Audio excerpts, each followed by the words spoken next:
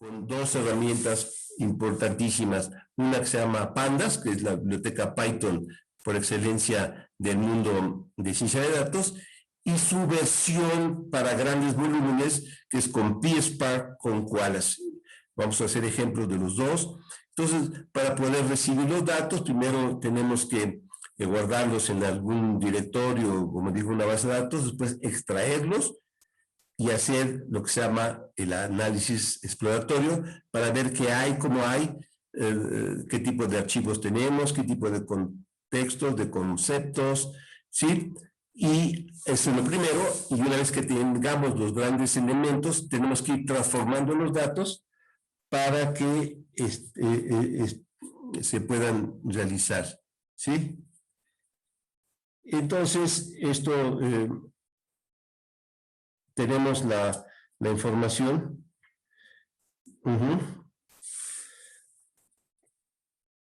Entonces, vamos a tener esto, ¿no? Entonces,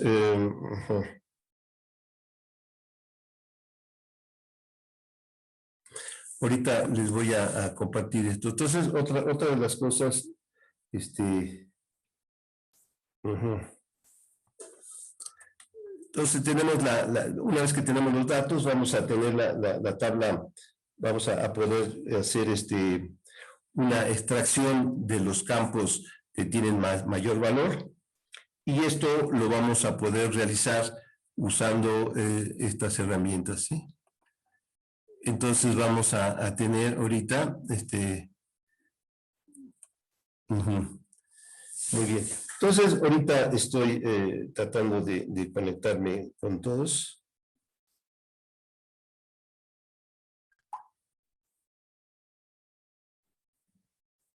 Ahorita voy a...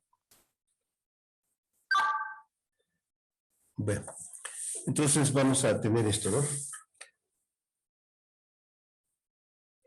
Ahorita voy a tratar de conectarme también con una de sus compañeros que tiene un problema, ¿sí? Bueno, entonces tenemos todo ya para arrancar. Sí, disculpe, ¿ya se pudo conectar? No. Ahorita Estoy disculpe. intentando, pero me rechaza la contraseña. S@xsa, o sea, con arroba la A. Esa es la que pongo. 2021. A lo mejor, ¿sí? Ok, ya. A ver. Por favor. No. Doc, que sí. entren con el enlace que envió, porque yo también tuve problema con la contraseña y no me dejó entrar. Entonces copié. Ahorita, ¿me puede dar su nombre, licenciada? ¿Usted es Jessica? Jessica. Sí. Jessica. Sí. Ahorita le envié yo un enlace y con el link se puede entrar. Ahorita se lo vuelven a enviar. Sí, pero no. ¿Sí? El último correo que mandaron no tiene ni el enlace ni la contraseña bien.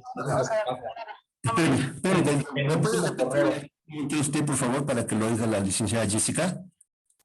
Sí, que el último correo que envió, el último, unos minutos antes de empezar, ese no es el correo que envió de confirmación con la máquina virtual. Ese sí es. En ese correo que enviaron con todos los descargables, con el link de WeTransfer, ahí está el link y la contraseña correcta. Pero el último correo que enviaron no es el correcto. Bueno, ahorita se lo comparto, licenciada Jessica. ¿Me espera un momentito? Sí, ahorita se lo comparto. Sí. Sí. Gracias.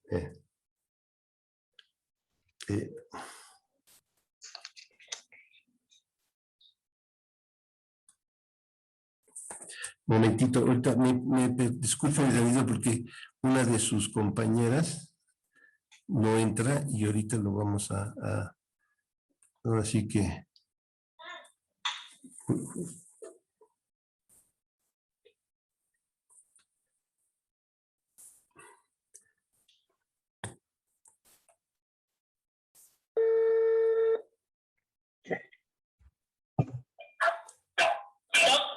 ¿Te puedes conectar con Jessica?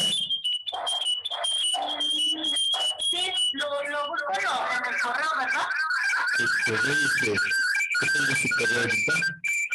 Su teléfono es 5568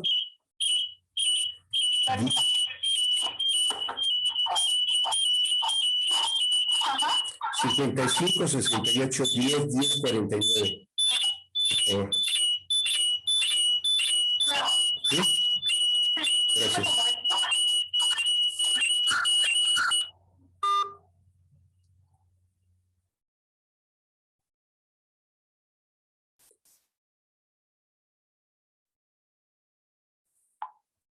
Bueno, disculpen, ahora sí que entonces vamos a seguir. Entonces, miren, ahorita tengo la opción de entrada del sistema, ¿sí?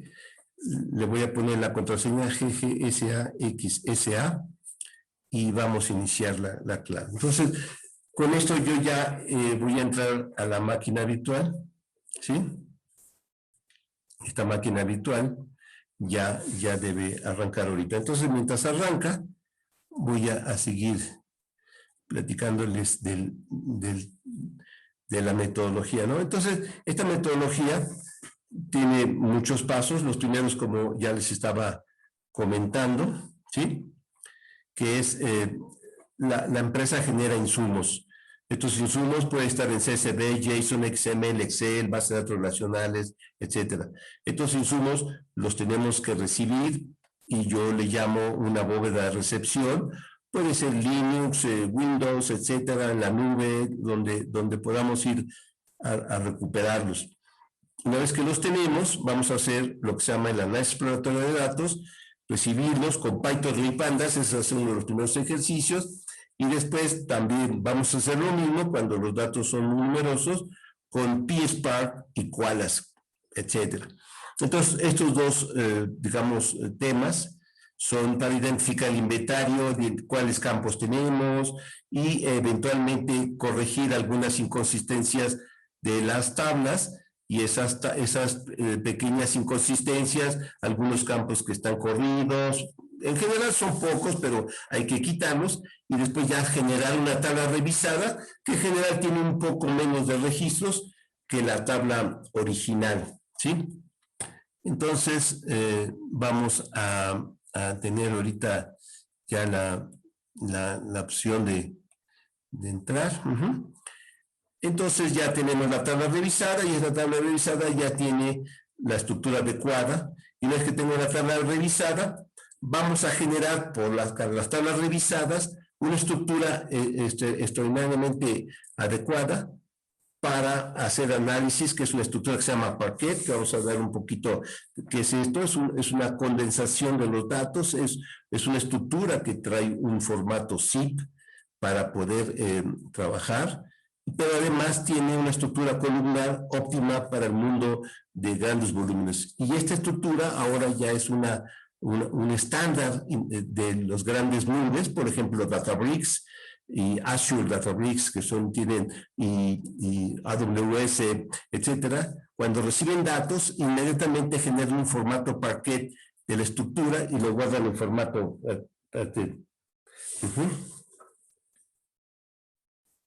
A ver. Entonces, tenemos esta estructura. Entonces, déjenme.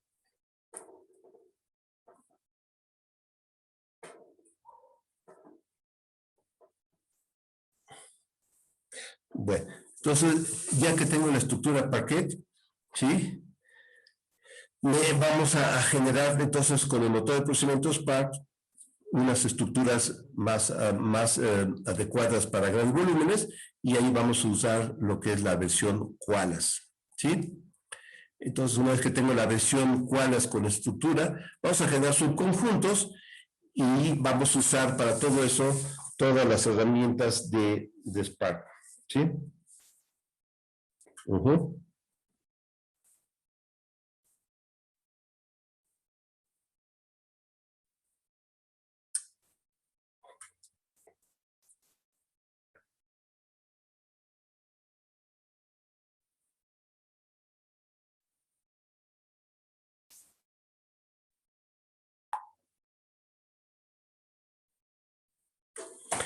Muy bien. Entonces, con Spark SQL vamos a hacer todos los queries como si estuviéramos en el mundo relacional, y ya después, cuando tengamos las estructuras adecuadas, vamos a tener que generar una nueva versión de la tabla, que se llama una tabla tensorizada, que donde tenga columnas tipo calendario,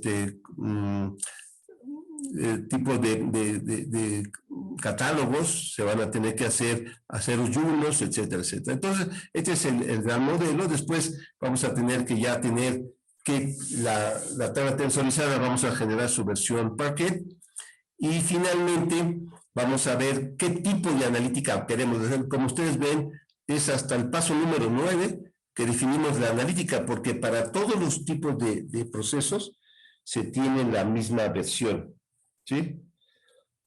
Entonces, esto puede ayudar a tratar de hacer una estructura genérica para poder hacer la información. Entonces, esta estructura, ¿sí? ¿Ya te pudiste conectar con la licenciada Jessica? Le marqué, pero no me contestó, y le envié un WhatsApp y ya me pasó su correo. Ya le envié el enlace otra vez y ya le dije cómo. Dale, pero sígueme monitoreando, por favor. Gracias. Claro que sí, de nada. Bueno, entonces, ya que tenemos la analítica, entonces ya se puede poner con regresión, con clusterización o con cualquier tipo de algoritmo, pero es hasta el último que metemos los algoritmos. Como ustedes ven, todas las etapas iniciales son idénticas para cualquier tipo de analítica. Y después, ya que tenemos la analítica, definir la analítica, tenemos que seleccionar qué tipo de ambiente vamos a poner y si vamos a tener, por ejemplo, datos no balanceados, etcétera. Y vamos a empezar a hacer muchas transformaciones o añadir más datos de manera artificial, se llaman datos aumentados. Y ya que tengo los datos aumentados y definimos qué tipo de algoritmo, vamos a definir cómo lo vamos a medir, con matrices de confusión, área bajo la curva, etcétera, etcétera. Y ya, cuando ya tengamos todo eso, vamos a tener que regresar con los usuarios para poderles mostrar los resultados, para ver si tienen algún sentido. Y cuando ya tengamos eso, vamos a empezar después a hacer la automatización del modelo. Y ahí vienen dos herramientas poderosísimas. Probablemente en este taller, que es básico, no vamos a poder ver, es una MLflow y otra es el TPOT, que es que significa Tree Based Pipeline Optimization Tool. Es una herramienta maravillosa. Mañana les voy a mostrar un poquito esta herramienta, que es una herramienta que está basada en algoritmos, sobre todo basados en árboles de decisión, Random Forest, y el algoritmo hoy por excelencia que se llama XGBoost, que es uno de los más importantes, ¿sí? Entonces, todos estos son herramientas muy poderosas, y MLflow también es otra. Y finalmente viene cuando ya voy a empezar a hacer las aplicaciones de grandes volúmenes. Estas aplicaciones de grandes volúmenes van a requerir tener unas estructuras para poder hacerlo en tiempo real, con data streaming, ¿sí? Y este data streaming es para estar recibiendo en tiempo real las cosas, pero para poder hacerlo en tiempo real primero lo tenemos que hacer en batch. Pero una vez que lo tenemos en batch, lo metemos en la maquinaria de Spark Streaming y empieza a funcionar de manera automatizada.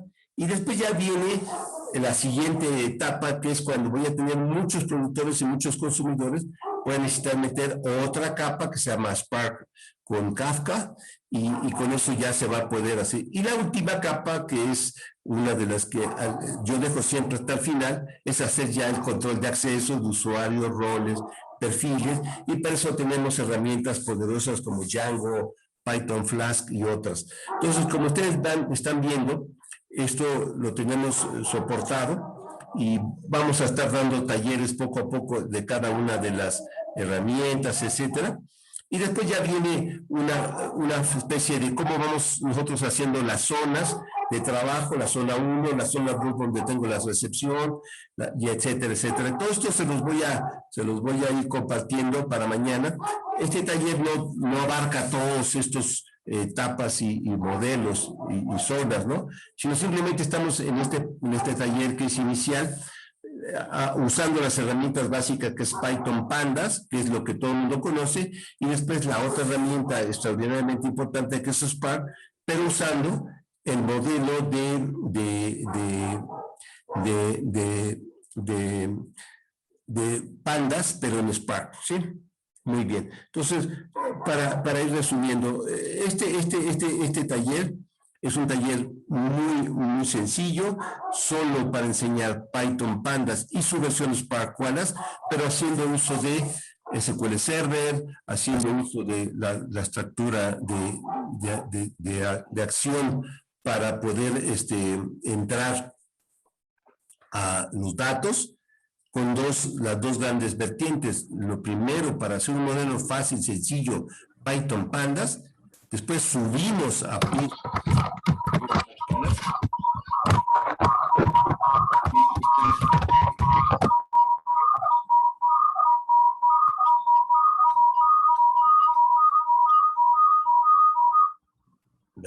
entonces ya con esto tenemos a todos los elementos, ¿no?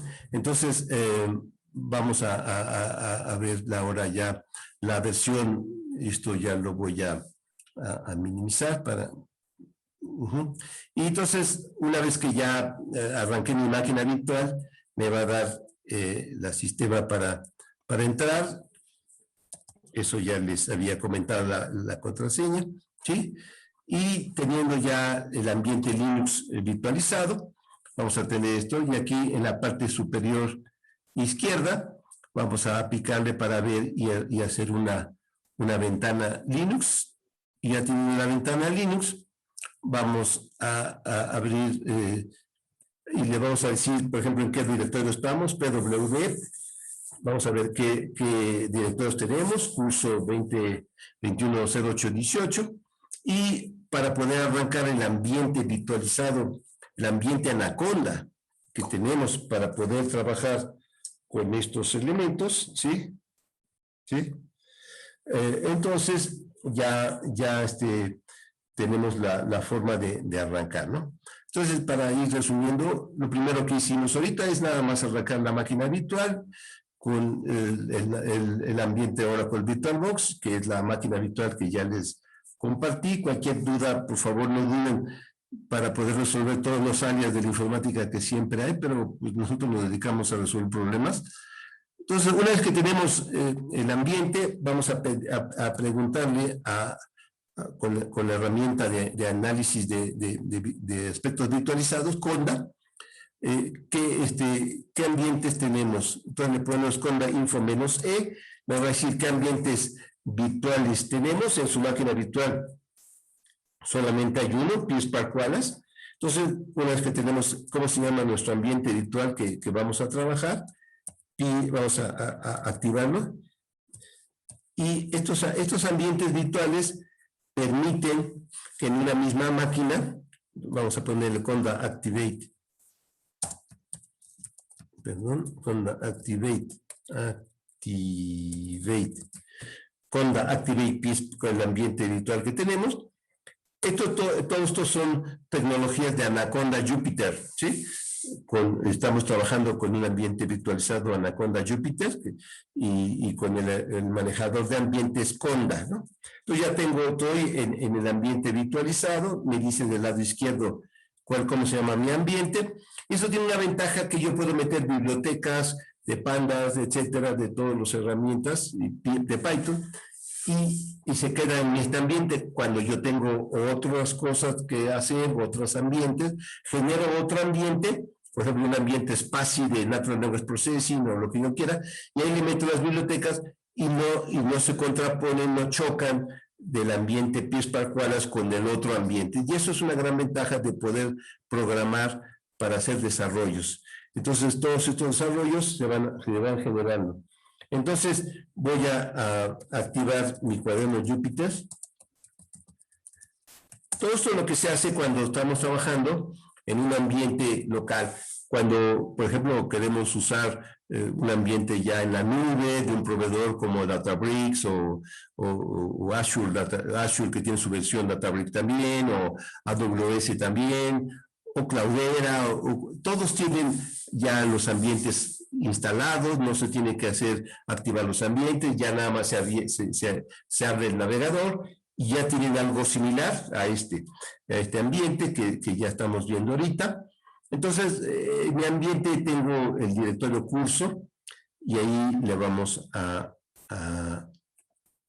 poner, ¿no? Entonces, en el directorio curso, yo ya ahorita estructuré los talleres y esta estructura se las voy a copiar. Es lo mismo que ustedes tienen, nada más que le puse cuál es el taller número 1. Entonces, el taller número 1, entonces vamos a arrancar. Y estos talleres son cuadernos Júpiter, y por la extensión que ustedes ven, estos cuadernos Júpiter tienen aquí, en los que ustedes ven la terminación IPYNB, ¿sí? Entonces, estos cuadernos Júpiter nos van a permitir trabajar en una versión web de trabajo, ¿no? Entonces, ahorita ya tengo el cuaderno Júpiter.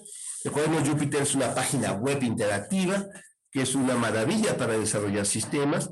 Esto tiene la posibilidad de poner comentarios, como ven la primera celda, está compuesto de celdas y que tienen dos tipos. Les voy a mandar también toda una documentación que hemos hecho sobre qué es Júpiter, qué es Pandas, y lo que yo quiero que en este taller, además de un poquito de teoría, sobre todo vean ejercicios prácticos para que puedan llevarse este cuaderno, como está ahorita, ustedes lo van a ver, y es una plantilla que es muy útil para hacer un análisis exploratorio muy sencillo, pero completo. Entonces, este cuaderno tiene, como le estaba diciendo, siempre celdas de tipo Markdown, que son como comentarios, y son como herramientas HTML, donde un gatito es como un H1, dos gatitos H2, etcétera, el símbolo. Entonces, cuando le ponen room, ya se pone y se interpreta y ya se ve. Se puede poner cualquier tipo de estructura HTML sin problema. Entonces, a mí me gusta siempre poner el título, el correo, la fecha, etcétera, ¿no? Entonces, vamos a hacer ahorita un primer ejemplo muy sencillo, pero muy útil, con datos reales, que es datos que me interesa mucho que todo el mundo entienda sin necesidad de unas reglas de negocio complejas. Pues son el censo, todo el mundo entiende lo que es el censo, y este censo se puede bajar de esta página. Eso es un datos abiertos del INEGI. Cuando ustedes están en un cuaderno Júpiter, pueden poner anclas y se puede abrir la ventana, etcétera, como ahorita lo voy a abrir. Ahí se puede bajar todo lo que es el censo, y ahí está todo lo que es el censo, se baja. Obviamente yo ya lo bajé. Se puede bajar por cada entidad federativa, etcétera. Entonces ya este censo, que es una estructura pues muy importante para México, se hace cada 10 años y se hace a un nivel granular de lo que se llama una JEP, un área geoestadística básica. Es como colonias, pero no exactamente las colonias, sino segmentan el territorio nacional en pequeñas zonas, y en cada zona se hace una medición, por ejemplo, también para cuestiones electorales, para muchas cosas, se hacen zonas especiales, y en cada zona se tienen bien las coordenadas geoespaciales, muy bien delimitados los contornos, y en esos contornos se hacen mediciones, y así lo pone a disposición el INEGI. Por eso es muy interesante hacer ejemplos. ¿Por qué? Porque cada entidad federativa tiene bastantes registros, y en cada registro hay 100, 200 campos que miden muchas cosas. Por eso me interesa mucho que cuando damos talleres de ciencia de datos de grandes volúmenes, poner datos que se puedan replicar fácilmente y que sean de utilidad para los que asisten. Entonces, ahí está el marco geoestadístico. Estas cápsulas ya las tenemos. Y otra cosa muy interesante de los cuadernos Júpiter es que ustedes pueden hacer un índice para una presentación gerencial. Ahorita les mostré en la celda donde tengo un menú. Cuando le pongo room, ya se pone un poquito más bonito, y si quiero ir a la última página donde esté conclusión, pues ya va hasta el último de la página. Me puedo ir al inicio, y con esto ustedes pueden ir haciendo su presentación gerencial para sus eventos, lo que tengan, ¿no? Entonces, como en todos los paquetes y en todas las bibliotecas, primero hay que definir cuáles vamos a usar. En el mundo Python hay muchas, pero las más ocurridas son el sistema operativo, la fecha, manejo de matrices como NumPy, manejo de tablas como pandas, etcétera, etcétera. Y siempre en nuestras cápsulas ponemos, en caso de que no esté instalada, el comando para instalarla, ¿no? Entonces, y así muchas bibliotecas, Matplotlib, etcétera, y tomamos la fecha siempre cuando arrancamos el proceso. Por ejemplo, este ejemplo, yo lo probé y ahí está la fecha en la cual lo acabo de probar a mediodía, etcétera. Y así, este cuaderno ya está ejecutado y ahí en la ejecución están los diferentes resultados, ¿no? Y al final, pues ahorita se los voy a mostrar. Al final siempre tomo la fecha cuando acabó de hacer el cuaderno y ahí me dice, como tomé la fecha inicial menos la fecha final menos la fecha inicial, me dice que tardó 91 segundos, o sea, 1 minuto y medio en generar todo esto. Y esto lo voy a volver a ejecutar otra vez. Entonces, este cuaderno ya está ejecutado, ya lo probé, funciona muy bien. Lo vamos a ejecutar otra vez para que vean ustedes la mecánica, ¿no? Entonces, cuando tienen un cuaderno Jupyter, en la parte superior, tienen las acciones que se pueden hacer. Renombrar el archivo, hacer una copia. Después, la más importante aquí es kernel. Es las acciones que le voy a dar al núcleo que tengo ahorita, donde está la celda. Le voy a decir, limpia la celda, lo voy a limpiar. Entonces, ahorita esto me va a permitir volver a ejecutar completamente otra vez la celda y ya no me va a marcar ni al principio ni al final, pues ya no tiene ni a cuándo lo ejecuté porque ya limpió la celda, ¿no? Entonces, esto lo voy a tener aquí. Entonces, para poder ejecutarlo otra vez, se le dice kernel, se le dice restart and run all, le dice, vas a ejecutar todas las celdas, y una de las cosas que nosotros hacemos en las cápsulas que damos, siempre el cuaderno puede ejecutarse de la primera a la última sin intervención del ser humano, para que la persona que lo recibe pueda ver si funciona o no funciona. Digo, vuelvo a ejecutar otra vez todo. Entonces ahí me va a ir marcando con asteriscos las celdas que está tratando de ejecutar. Entonces, cuando ya ahorita lo volví a ejecutar completamente, vamos a ir teniendo la documentación, que son puros segmentos, puros códigos HTML con texto. Entonces ya aquí en la primera celda me marca del lado izquierdo que es el número 1, que ya hizo una importación de las bibliotecas básicas. La número 2, otras bibliotecas.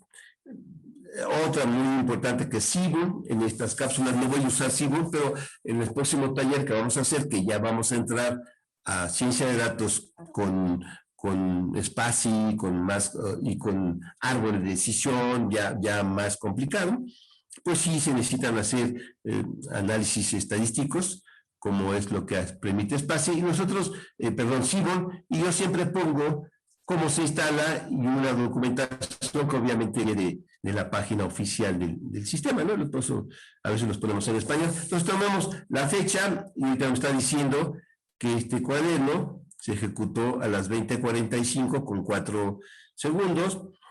Tomamos la fecha del sistema, el directorio, etcétera, etcétera, ¿no? Entonces así vamos a ir mostrando cada una de las celdas, y esta es una plantilla que les recomiendo que después la puedan copiar. Por ejemplo, ahorita nosotros estamos haciendo el análisis solamente del censo de la Ciudad de México, en la entidad federativa 09.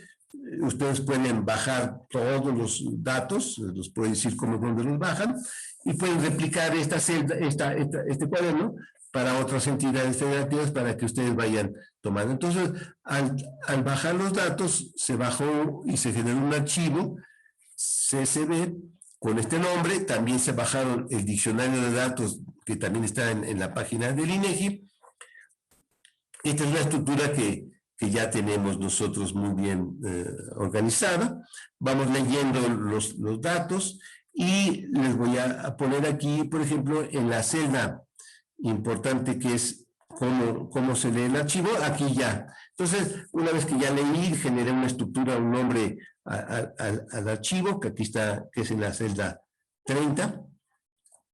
Ya generamos una estructura Python para guardar el nombre del archivo.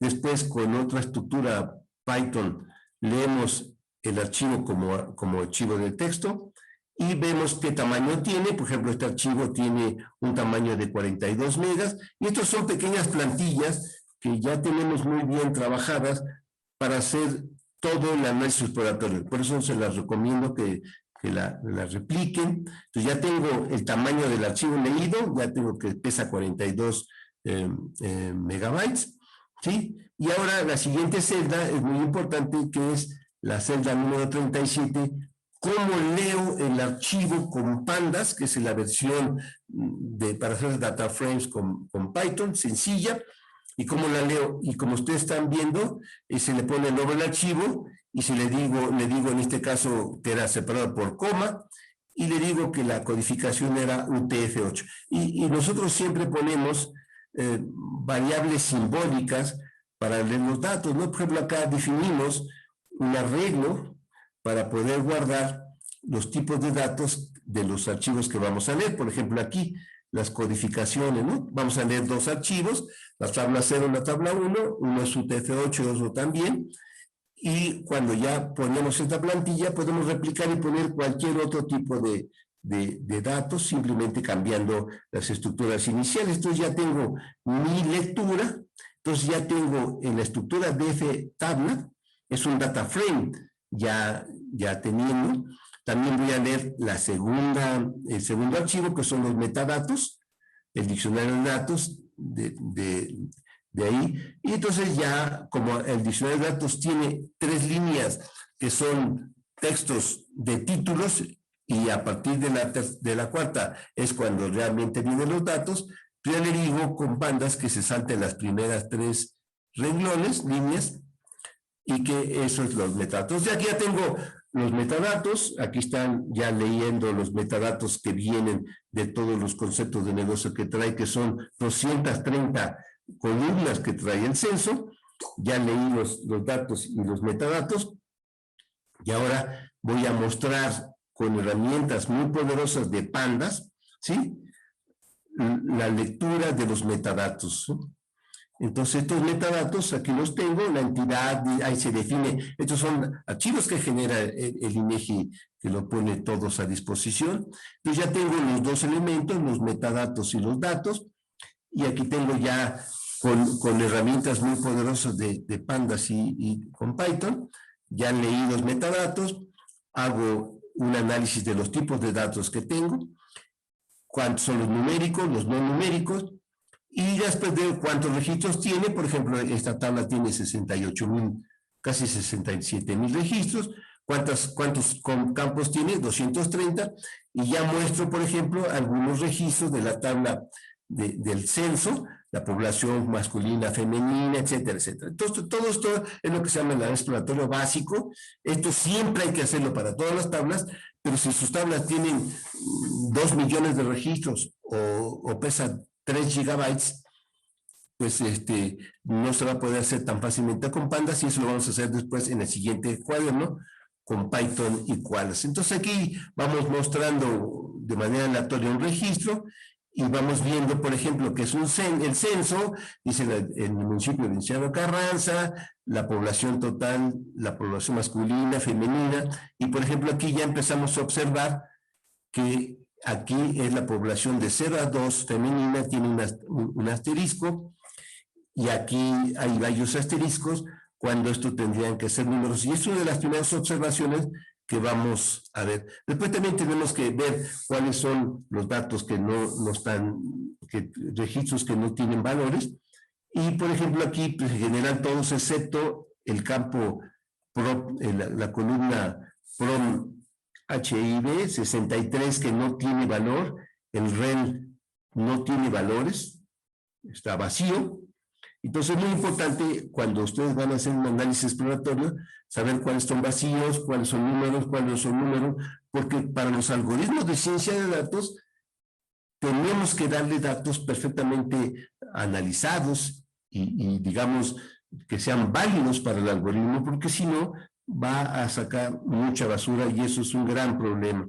Entonces, esta etapa, que es la etapa de exploratorio, es muy importante entenderla. Se hace con Pandas, Python, o se hace con PySpark Wallace. Entonces, aquí ya tenemos muchos campos, municipios, etcétera, y de todos los campos, que eran 230, a mí me interesa analizar algunos nada más, no puse todos, y con eso vamos a hacer unas estructuras que están en la línea 64, que es muy importante, cuáles son los valores nulos que tiene, hacer un análisis de frecuencia, y como ya detecté que hay valores con asterisco, hay cuáles son los que tienen asterisco, porque eso no está bien cuando yo voy a hacer una suma, si le pongo un asterisco y Python ve que no es un número, se lo va a saltar y puede sacar valores equivocados. Entonces, por eso hay que analizar las tablas y quitarle esos asteriscos, hacer un análisis de frecuencia. Entonces, lo hicimos para todos estos campos que están aquí. Y después, por ejemplo, ya quiero saber con esta herramienta la análisis de frecuencia de los nombres de los municipios. Entonces, aquí ya está, como ustedes lo ven, con esta estructura que es un ciclo para todos los municipios, para todos los campos que yo le dije, lo hace automáticamente y ustedes ven que se tarda 18 segundos. Y es otra de las estructuras que siempre aconsejo hacer, poner siempre un time al principio de las instrucciones para ir midiendo cuánto tarda cada instrucción. Y esto es una belleza de Python Pandas con un ambiente Jupyter, que puede ir haciendo desarrollos, ir midiendo cuánto se va tardando cada celda en ejecutarse. Entonces ya tengo aquí una análisis de frecuencia de todos estos campos, y la análisis de frecuencia es extremadamente importante en el análisis exploratorio.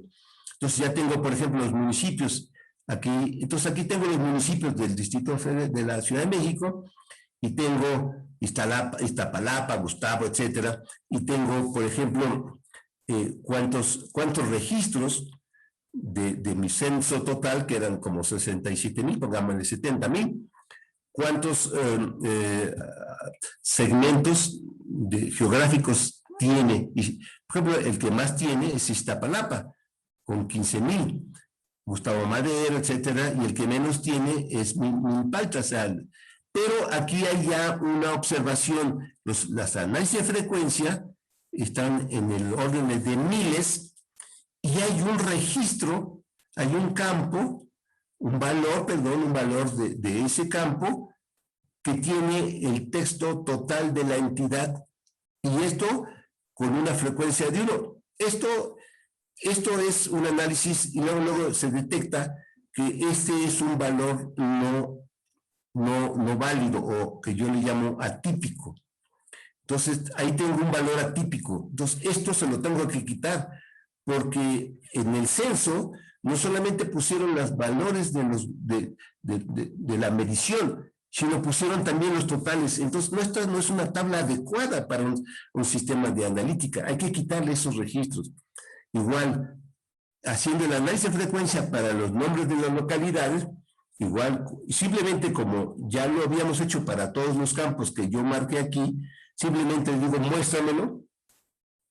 Entonces me muestra igual para las localidades Iztapalapa, pero ya son localidades, son como colonias, Villa en Milpalta, etcétera, la Magdalena Contreras, y también ya me trae otros valores que no son adecuados. Total del municipio, total de la entidad, y también aquí hay varios que tienen elementos que no son adecuados. Entonces, esto ya no son adecuados estos elementos, total de la localidad urbana, etcétera.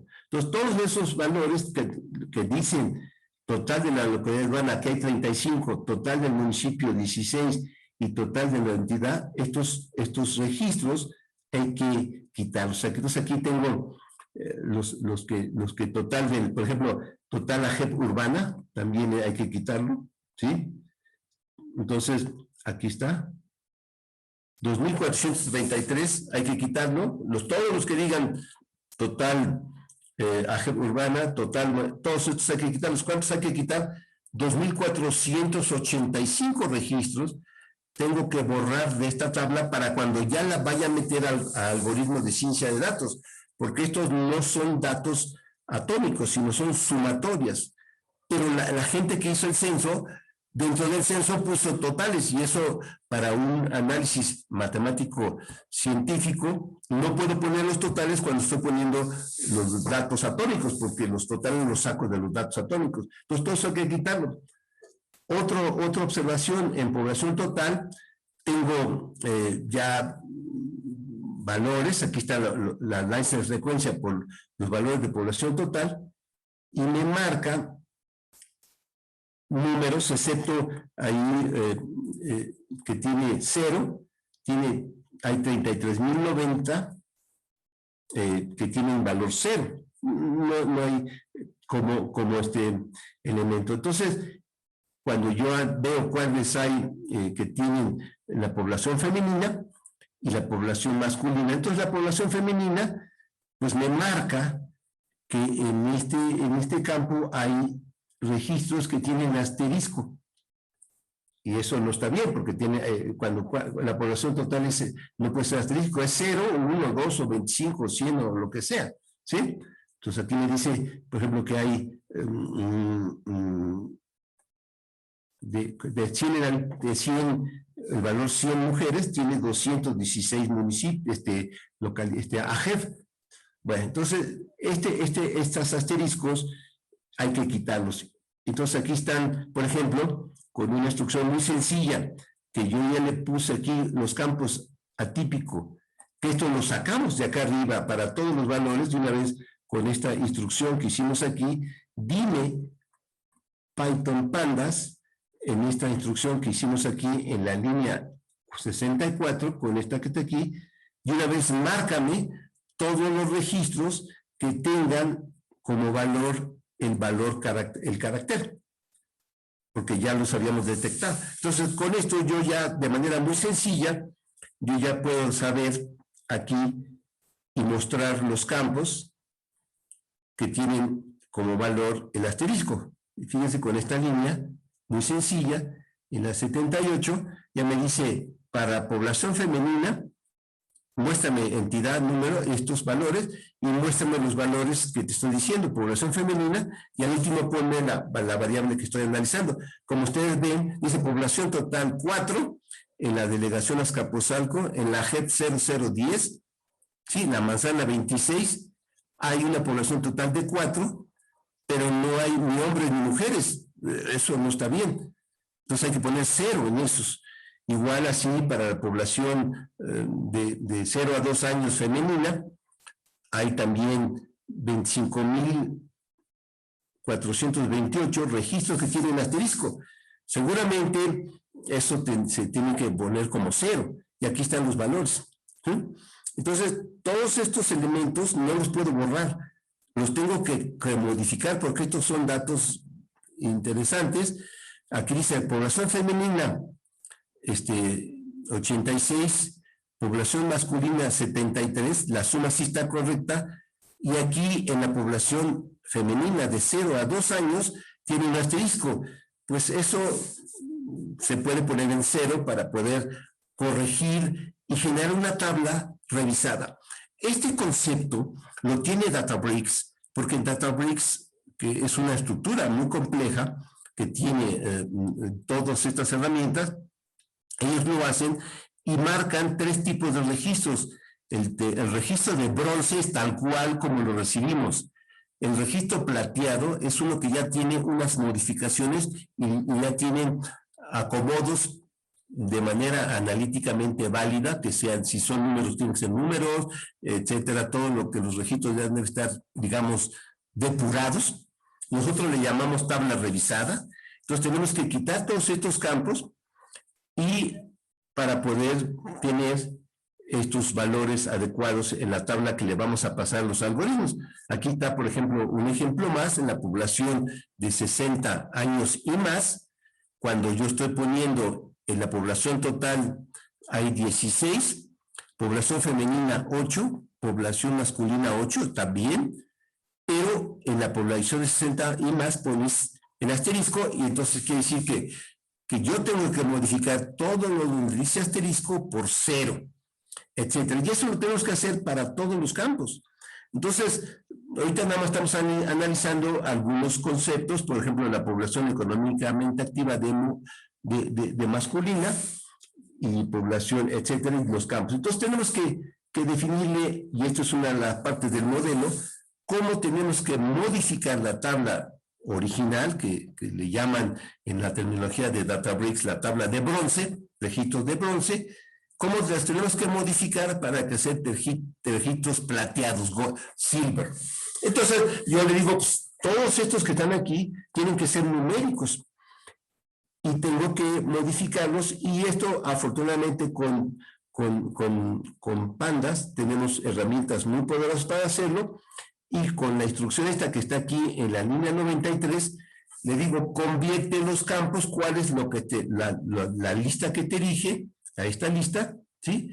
La lista de campos que yo les debo de poner numérico, lista de campo entero, estos que ya los definimos aquí, y los conviértelos todos con esta instrucción que está aquí a número.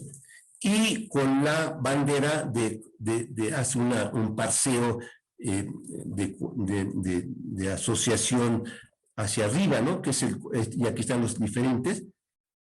Entonces, cuando encuentra Pandas un valor que no es número, como por ejemplo el asterisco, le va a poner un símbolo muy importante que tiene Pandas, es no NaN, no es un número, ¿sí? No la number, y así los marca.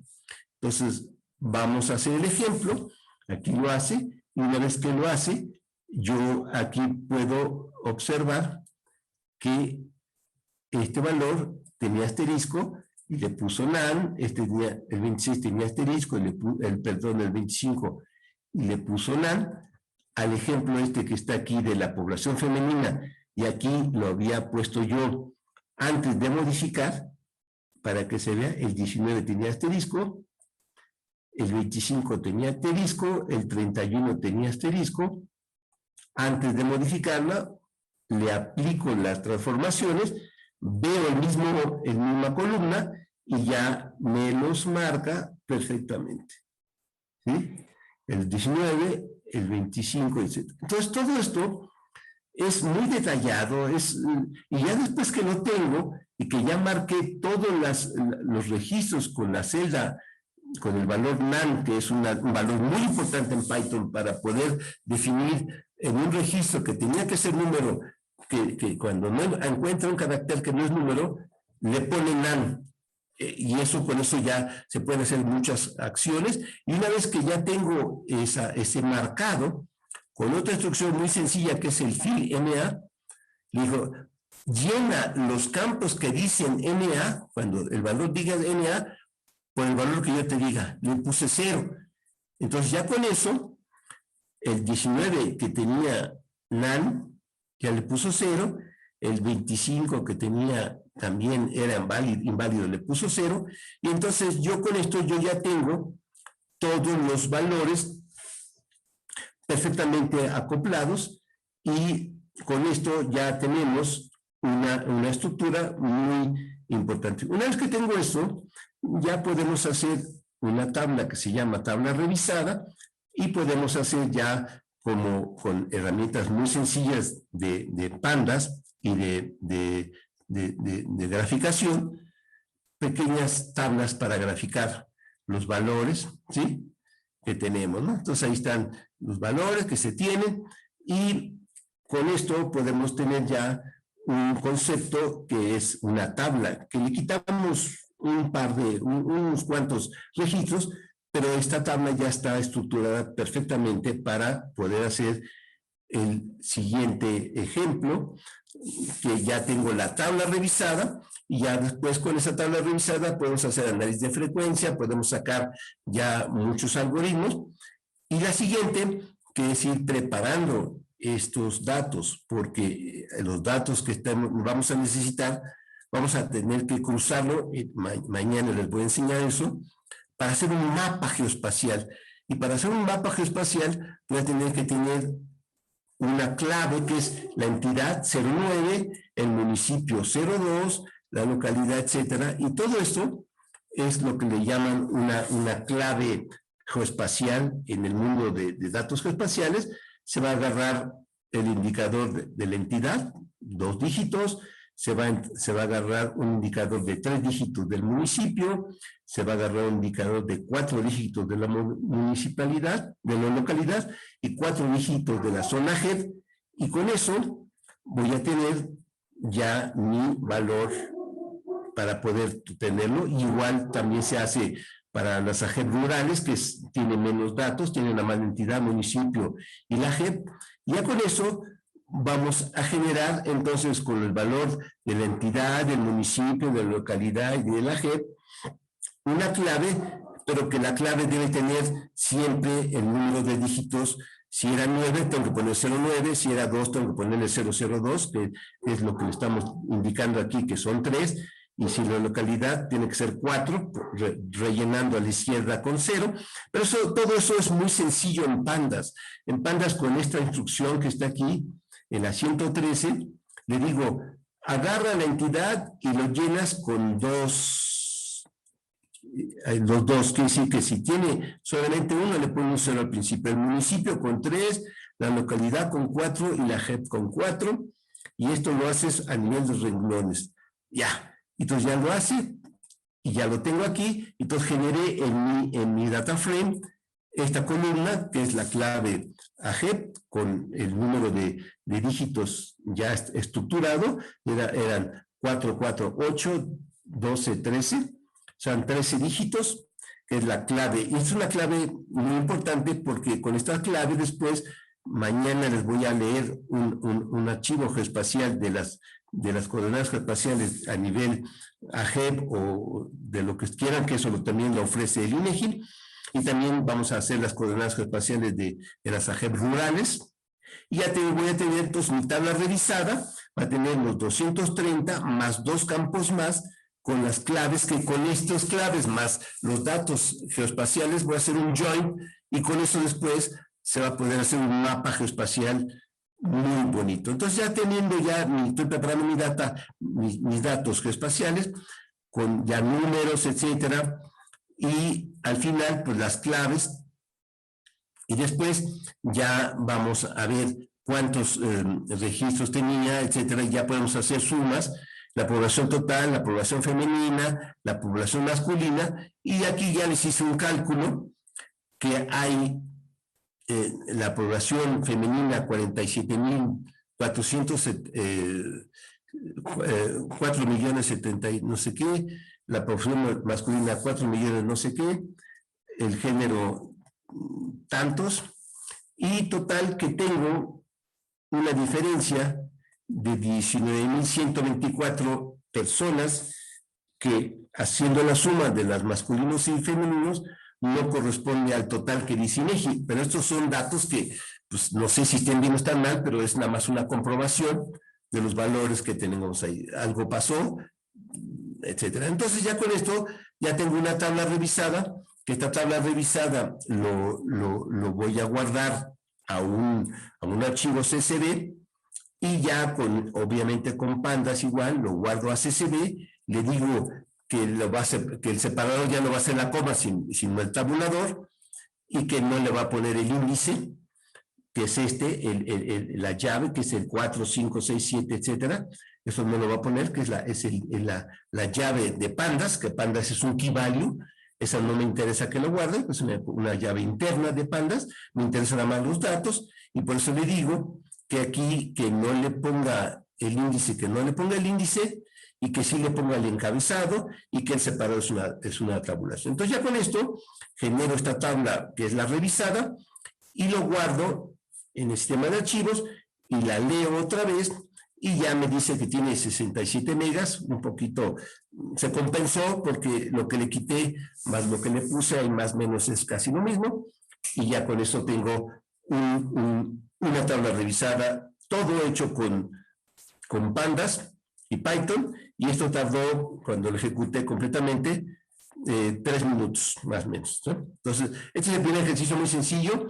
Ahora, cuando ustedes generan esto, y ya que lo tienen, para poder guardarlo y mostrar a sus jefes, no le van a poder mostrar el cuaderno porque el cuaderno se ejecuta en un ambiente Pandas, Python, Jupyter.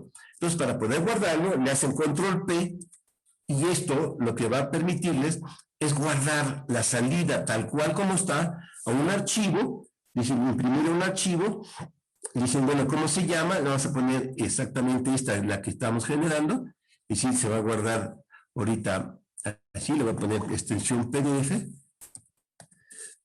y ahorita le voy a decir que lo va a guardar. Como yo ya lo había guardado con el mismo nombre, me va a decir que, que si lo quiere reemplazar, digo que sí. Entonces ya con esto lo está guardando, está generando el PDF de la salida de ejecución del cuaderno, y eso es lo que yo siempre mando el cuaderno y mando la salida de ejecución para mostrar que sí se ejecutó. Entonces, si yo me voy a mi cuaderno Jupyter y le digo, ¿qué cuadernos tengo? El cuando está verde es el que se está ejecutando, y este que está arriba, que es el que acabo de generar ahorita, ¿sí? Hace unos segundos, si yo le oprimo el botón, me lo va a mostrar el PDF, porque Pandas, el Python Jupyter, sabe leer PDFs. Aquí están lo que acabo de generar ahorita, y ustedes lo ven, y por eso me gusta siempre poner la hora de ejecución, y aquí está cuando empezó a ejecutarse, el 2021-08-18 a las 20:45, y a qué horas terminó. Me voy a la última celda, y dice que terminó a las 20:45:57, es decir, que tardó 173 segundos, y ya lo tienen, y aquí está pues toda la salida de ejecución como se está viendo en la ventana, y con esto ya pueden ustedes guardar aquí todo, etcétera, etcétera. Entonces ya tienen una versión. Entonces con esto yo digo, yo ya tengo mi primer ejemplo, aquí ya tengo un ejemplo, este ejemplo lo guardo, salgo y ya lo voy a cerrar, ¿no? Entonces este primer ejemplo es una plantilla, me tardé un poquito más, pero ahorita vamos a hacer el segundo. El segundo es lo mismo, pero ahora voy a usar otro archivo, ¿sí? Que es un archivo que también ofrece INEGI, que es muy interesante entender. Este es el segundo cuaderno, pero este segundo cuaderno ya va a tener una estructura idéntica a Python Pandas, pero va a estar generado por Spark. ¿Spark cuál es? Ahorita me voy a ir rápido, igual lo vamos a ver rápidamente. Ya está ejecutado. Este lo ejecuté igual hace ratito. Aquí, si ustedes ven en la estructura de la plantilla que nosotros tenemos, siempre ponemos la fecha de ejecución, y lo que estamos viendo es la salida de ejecución que yo ya había hecho. Este lo hice a las 13:10, ¿sí?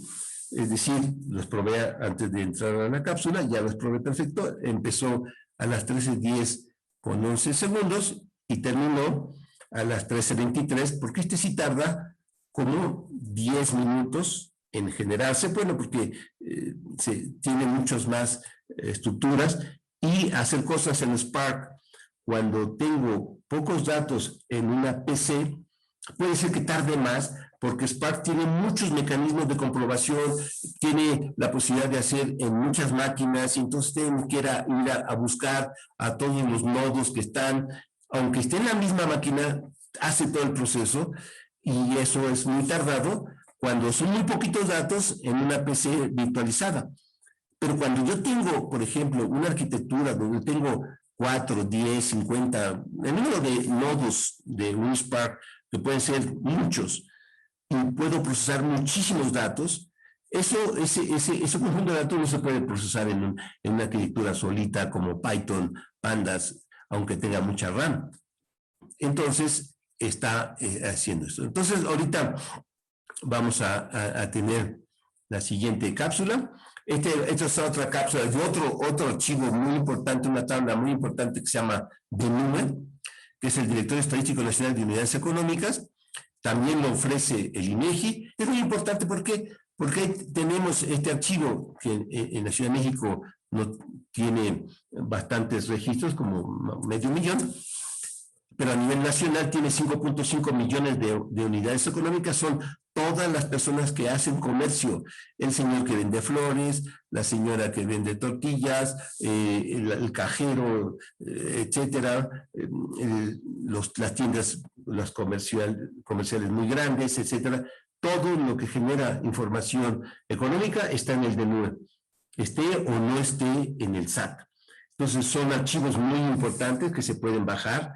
Eso se hace cuando yo quiero saber qué empresas de mi mismo rubro hay en una zona, me voy al DNUE. Son datos muy importantes. También tiene su diccionario, etcétera, etcétera, ¿no? Entonces, aquí ya les puse cómo se pueden obtener directamente de los archivos con un wget del nombre del archivo que ustedes quieren, lo pueden obtener directo.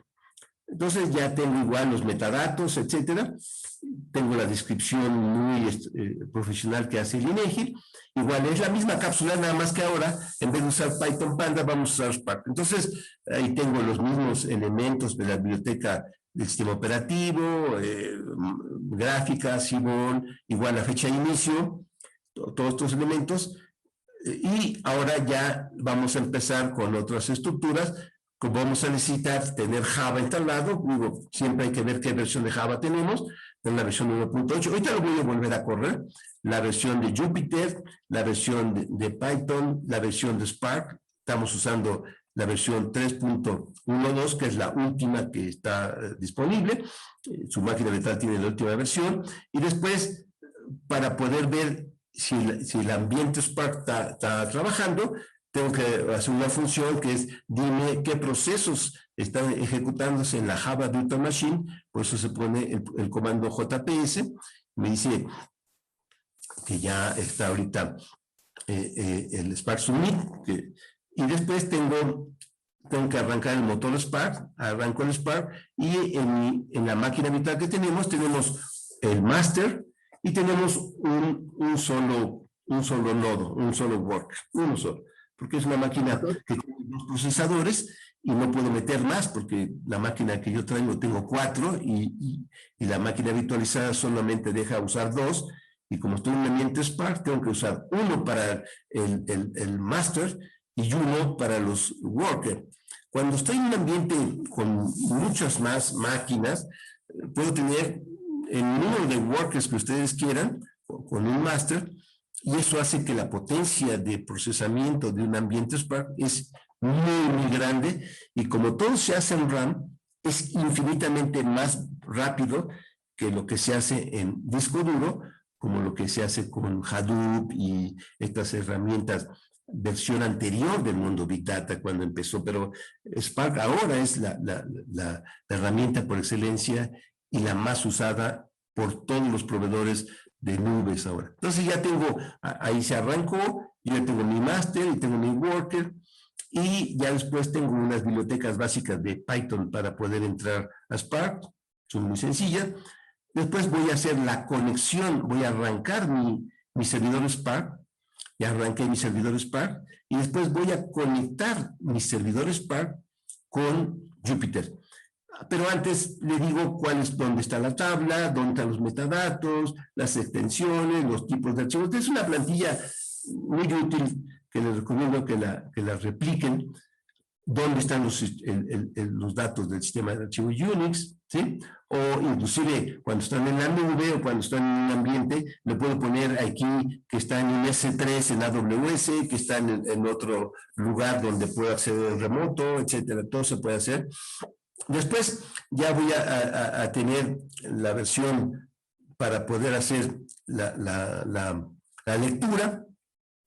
Entonces, esta lectura, que se la voy a poner aquí igual, en la línea 43 y en la 44, primero leí el archivo de datos con las herramientas Pandas y me dice que tiene 210 megas. Ya es un poquito más grande, 210 megas, y esto nada más es el DNUE del Distrito Federal. El de NUE a nivel nacional no lo puse porque si no la máquina iba a ser infinitamente grande. El de NUE nacional pesa 2 gigabytes, tiene 5.5 millones de registros. Eso lo podemos mandar por WeTransfer y ustedes lo ponen directo en su máquina, pero no venía cargado en la máquina, porque si no la máquina virtual iba a ser de 25 o 30 gigas, imposible de bajar. Si ya de por sí la completa tiene 17 gigas, porque tiene algunos datos. Pero a su máquina virtual se le puede alimentar vía el correo, bajan el archivo a su máquina virtual y lo instalan y ya no tienen que sufrir porque la máquina virtual pues ya está instalada. Bueno, entonces ya vamos a leer. Igual que con Pandas, hay un read CSV, pero lo único que va a cambiar es que en vez de ser Pandas, va a ser Koalas. Y es una de las grandes ventajas que ahora tiene Databricks, porque el mundo Pandas con Python es un mundo muy utilizado en la ciencia de datos. Pero cuando la gente migraba a Spark, por ejemplo, con las versiones ahorita actuales de Cloudera, no quiero hablar más de Cloudera, pero Cloudera tiene la versión anterior de Spark, se hace con data frames. Es una lógica muy difícil, es completamente diferente a la estructura de Pandas, el data frame Spark. Y generar información usando el data frame Spark es muy complicado porque es otra sintaxis. Es lo mismo que les está pasando a la gente que usa Hive, que usa una versión SQL como SQL, pero no es SQL. Los enunciados no son enunciados SQL. La diferencia con Spark nueva versión es que el SQL que tengo es 100% idéntica, lo vamos a hacer ahorita. Entonces, la versión de Pandas en Spark se llama Koalas. Es una versión reciente, no tiene mucho, tiene un par de años. Entonces, esto, como leí, y la misma cápsula que leímos con Pandas, ahora lo voy a hacer igualito, pero en vez de poner Pandas, le voy a poner Koalas. En vez de ponerle aquí PD, la extensión PD, que es cómo importamos la biblioteca Pandas, como la biblioteca Koalas es Pandas, nada más le pongo KS y es la misma lógica. Es la lógica que cuando yo abrí aquí el archivo y le dije, vas a importar la biblioteca Koalas en la línea 4, vas a poner Koalas y le pongo el prefijo KS. Como le dije, vas a importar la biblioteca Pandas y le pones el prefijo PD. Es lo mismo. Entonces, donde yo tenga código Pandas que dice PD.algo, para poderlo pasar a Koalas, nomás voy a cambiar el PD, voy a poner KS y va a ser casi igual. No todo exactamente. Hay algunas versiones, unas funciones que todavía no están en Koalas, pero ya casi se está terminando. Llevan como el 80% del código Pandas, ya se puede hacer tal cual en Koalas, casi todo, excepto la escritura y la lectura de algunas cosas muy particulares, pero eso se los voy a ir comentando, lo que no se puede. Pero en general, lo que ustedes saben hacer en Pandas se va a poder hacer sin problema en Koalas. Entonces voy a leer el archivo. Por ejemplo, aquí tengo la instrucción para lectura y en la línea 50 hago el mismo acción que hice con Pandas, pero ahora le voy a decir que es Koalas. Va a cambiar, en vez de PD, aquí le pongo KS. Y otra cosa importante a entender es que como la máquina virtual que nosotros configuramos también tiene Hadoop, y por omisión, si yo no le digo que es el File System Unix, por omisión siempre piensa que es Hadoop. Por eso, si yo le pongo un nombre de archivo y le digo file, diagonal, y después diagonal la ruta normal del archivo, eso le estoy diciendo yo a mi ambiente que el archivo es un ambiente, que el directorio o la ruta es una ruta Linux. Si yo no le pongo file, es una ruta Hadoop, porque la máquina virtual se configuró con Hadoop como sistema de almacenamiento por omisión. Bueno, entonces es un detalle, que cuando yo estoy, ahorita no estamos usando Hadoop y no lo vamos a usar en este taller, vamos a usar solamente Linux, sistema de archivos, pero siempre le tenemos que poner file cuando estamos trabajando en Spark. ¿Y cuál es ese Spark? Entonces ya leo el archivo, ya leí, entonces al leer el archivo y guardarlo en Qualys, lo que estoy haciendo es lo mismo que hago con Pandas. Cuando yo leo un archivo y lo guardo y lo leo con Pandas, genero un data frame Pandas. Aquí voy a generar un data frame Qualys. Después también voy a leer, igual que hicimos en la sección, su directorio, el directorio de datos, el diccionario de datos. Igual del DNU también lo ofrece INEGI, igual hay que saltarse unas líneas que pusieron un título al principio del directorio, ya que lo tengo. Por ejemplo, el DNU tiene 41 columnas, aquí está, y entonces tiene, por ejemplo, la razón social, el RFC de la empresa, el tipo de empresa que es, si es grande, de 0 a 5, etcétera, el municipio, la manzana, el AGEP, todo, el teléfono, el correo electrónico. Y, por ejemplo, esta base es tan importante porque cuando ustedes quieren ver a sus competidores, quieren ver todas las tiendas que están alrededor de un punto, todos están en el DNUE. Y como el DNUE tiene coordenadas geoespaciales y longitud y latitud, ustedes pueden hacer queries geoespaciales para saber todas las empresas que venden pizza, por ejemplo, todos los Oxxo, que vamos a hacer un ejemplo, etcétera, alrededor de una delegación o alrededor de un punto, etcétera, etcétera. Entonces se pueden hacer cosas muy importantes para geomarketing y para muchas cosas. Entonces, aquí tengo ya los metadatos, igual que están los metadatos tal cual como están en el diccionario de datos de INEGI, simplemente lo leímos, y después vamos a leer ya también los datos. Aquí están los datos. Por ejemplo, trae los datos del DNUE, trae, por ejemplo, el nombre del establecimiento, la razón social, el código de la actividad según el DNUE, que es un código a nivel de América Latina, de los países de Estados Unidos, Canadá y México, del libre comercio.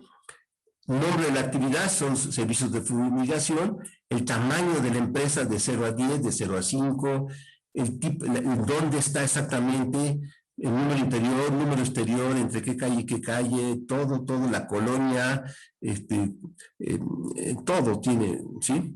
En qué municipio, su correo electrónico, el teléfono, sí, etcétera, etcétera, ¿no? La longitud y la latitud, y la fecha en la cual ese registro se generó, o sea, porque esto lo generan los propios particulares con un control de INEGI. Entonces ya tengo todos estos y ya tengo todos los datos, que aquí tengo los 42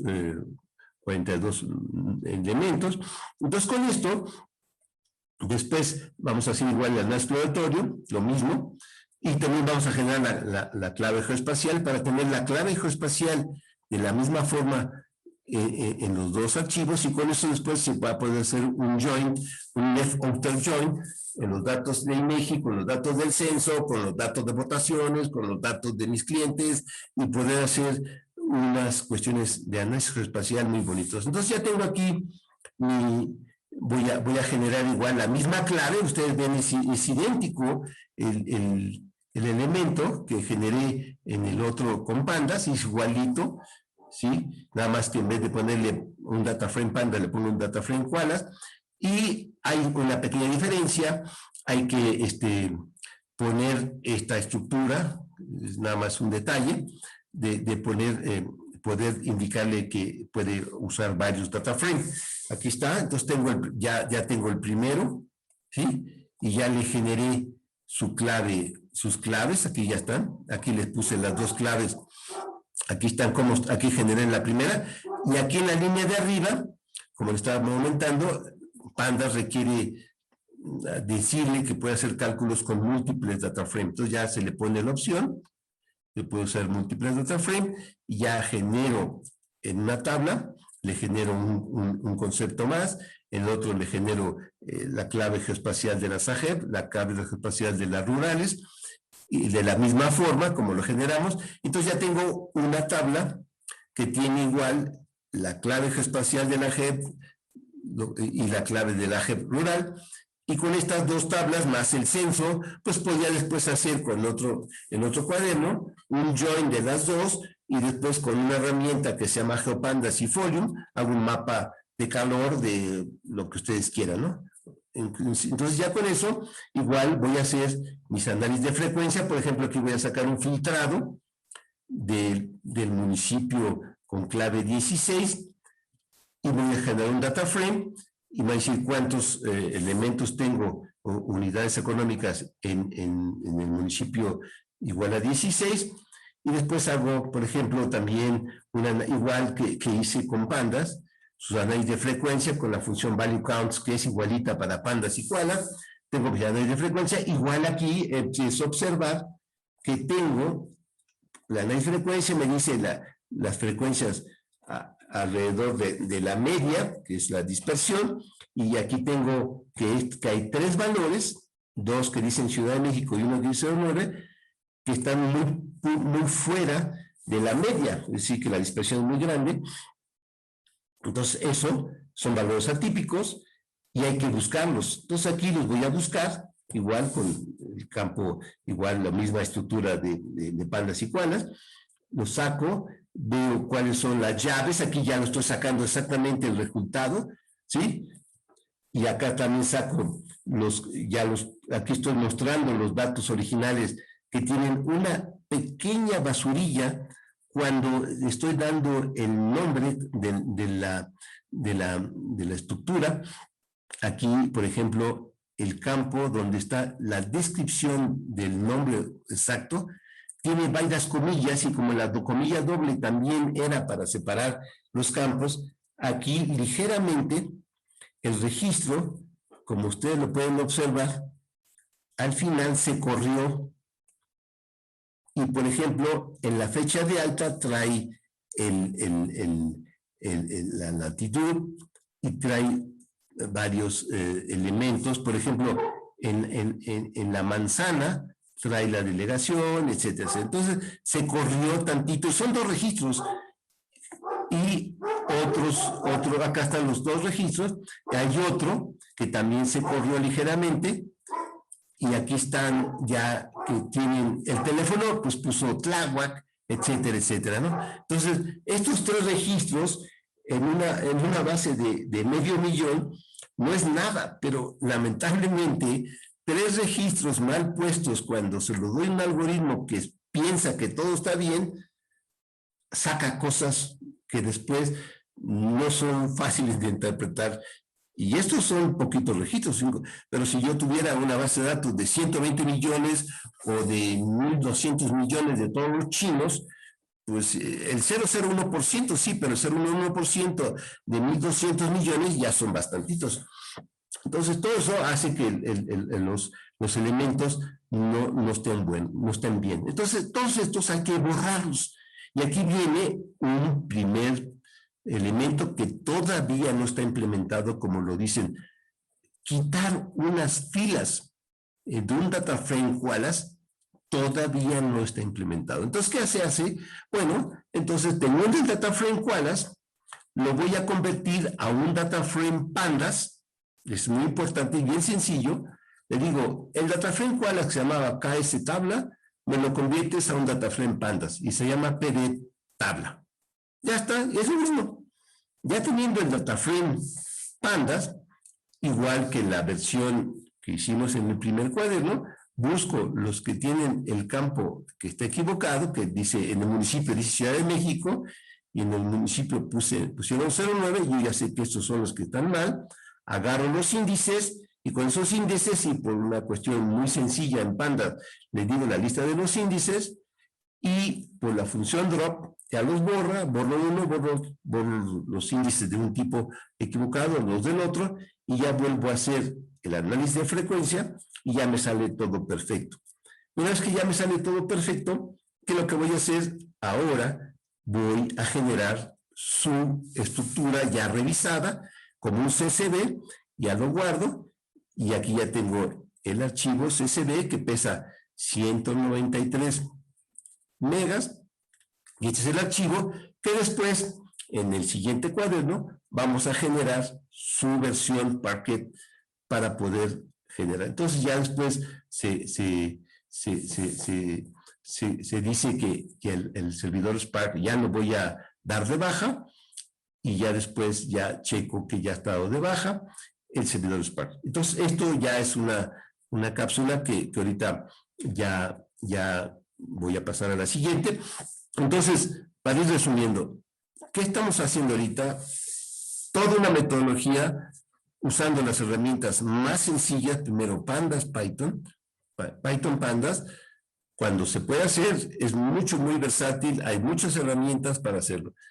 Cuando el número de registros ya es un poco más grande y quiero usar, por ejemplo, toda la arquitectura Spark, por ejemplo, usar SQL, que lo puedo hacer ahorita, tenemos instalado en la máquina virtual SQL Server. En SQL Server yo le voy a meter los datos de la tabla revisada desde un nivel y la tabla revisada de censo. Se las voy a meter como tablas al SQL Server con la tecnología tradicional de SQL Server, pero funcionando en Linux. Es lo mismo. Entonces, si yo lo tuviera en Windows, pues nada más le doy el URL de dónde está y lo meto. Entonces ya le metí una tabla a SQL Server, directo desde Spark. Es una gran ventaja porque yo ya no necesitaría tener todo el ambiente SQL y sus bibliotecas directamente en el SQL. Yo lo puedo hacer todo desde Spark, desde una máquina remota. Entonces yo tengo todos los datos ya guardados en SQL Server que también se pueden alimentar de forma directa con las herramientas de SQL Server y los desarrollo. Pues ya tengo entonces mis dos tablas dentro de SQL Server. Ahora, ¿qué es lo que voy a hacer? Voy a habilitar un ambiente Spark para agarrar el SQL Server, meterlos en DataFrame Koalas y hacer todo el análisis de los SQL tal cual como los hago en el ambiente nativo SQL Server, sin cambiar una línea de código del enunciado SQL. Es decir, que lo que ahorita sufre un gran número de personas que compró una versión anterior de Spark, una versión anterior de Hadoop, como Hive, como una biblioteca Impala y un código Hive que no es exactamente SQL, pero se parece, pero no es SQL, y la lógica es muy diferente. Eso ya no se necesita. Ahora, yo tengo mis códigos SQL, los guardo y, como ahorita se los voy a enseñar, ejecutamos todo en un ambiente Spark con los mismos queries, pero que con la ventaja y potencia de Spark. Y entonces puedo hacer que los queries que se tardaban 2-3 horas en un ambiente nativo, base de datos relacional, lo meto en un ambiente Spark con Koalas, con Spark SQL, el mismo query meto muchos workers, muchos trabajadores, y en vez de que se haga en 2, 3, 4 horas, 5, 6 horas, se puede hacer en 10, 5 minutos, porque le meto muchos core, y sin cambiar una línea de código del SQL. Eso es lo que vamos a hacer ahorita. Entonces, ahorita ya llevamos la cápsula 1, 2.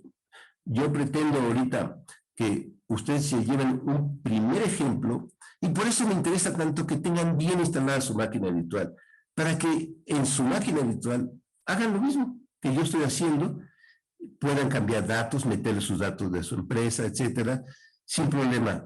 Mañana les voy a enseñar más ejemplos, pero ahorita quiero terminar la primera fase, que es Pandas, Python sencillo, en la exploratorio, PSpark, Koalas sencillo, en la exploratorio, y ahorita vamos a hacer el tercer elemento. ¿Cuál es el tercero? Pues voy a entrar a generar una tabla,